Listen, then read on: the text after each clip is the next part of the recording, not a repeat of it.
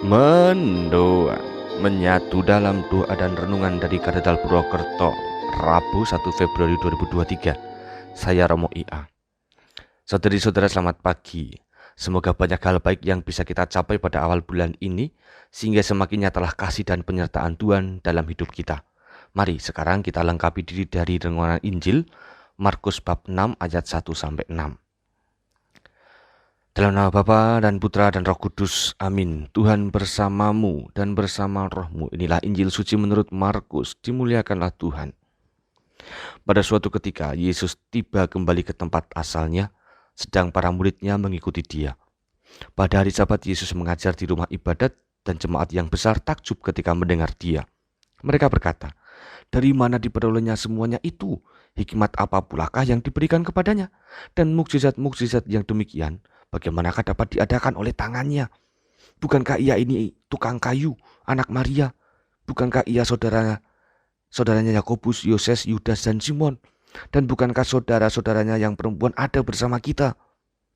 Lalu mereka kecewa dan menolak dia. Maka Yesus berkata kepada mereka, "Seorang nabi dihormati di mana-mana kecuali di tempat asalnya sendiri, di antara kaum keluarganya dan di rumahnya." Maka Yesus tidak mengadakan satu mukjizat pun di sana, kecuali menyembuhkan beberapa orang sakit dengan meletakkan tangannya atas mereka. Ia merasa heran atas ketidakpercayaan mereka. Lalu Yesus berjalan keliling dari desa ke desa sambil mengajar. Demikianlah sabda Tuhan. Terpujilah Kristus. Kesalahan terbesar orang-orang dalam Injil tadi adalah memandang Yesus tidak dengan benar. Mereka melihat Yesus dari sisi manusiawi saja. Padahal dalam diri Yesus ada keilahian yang membuatnya bisa mewartakan karya keselamatan Allah secara sempurna.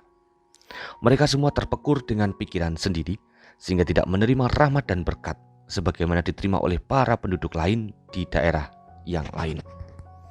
Saudari-saudara, kontrol atas diri sendiri yang keliru kerap kali membuat kita juga meragukan karya Tuhan. Secara lahiriah kita mengungkapkan iman, tetapi kadang sisi batin kita yang cenderung ragu untuk mengimani Tuhan sehari-hari. Hari ini kita semoga diperbarui untuk mengalami keseimbangan lahir batin dalam hidup beriman. Tuhan punya cara kerja sendiri untuk mewartakan keselamatan. Sebab Tuhan hadir hanya untuk melaksanakan karya keselamatan. Maka dituntut dari kita iman yang tangguh, di mana hanya Tuhanlah yang harus diandalkan. Perjalanan kita masing-masing hari ini merupakan pintu untuk menakar sejauh mana kita beriman. Iman seseorang akan berkualitas bukan hanya dalam kemapanan, melainkan justru dalam ketidaknyamanan situasi. Artinya, apapun situasi yang dialami, haruslah kita mewujudkan diri sebagai orang beriman secara lahir batin.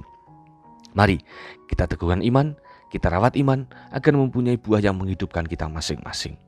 Tuhan memberkati. Mari berdoa. Allah Bapa Maha Kudus, karya-Mu sungguh menyelamatkan kami. Dengan kasih-Mu Engkau sabar membentuk kami menuju pada keselamatan.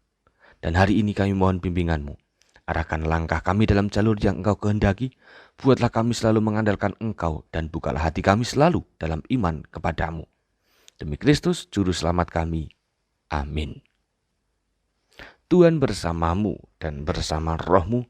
Kita semua orang-orang yang kita doakan dan segala karya baik kita senantiasa dalam berkat Allah yang Maha Kuasa, Bapa, Putra, dan Roh Kudus. Amin. Saudari-saudara, selamat beraktivitas. Tuhan memberkati. Salam mendoan.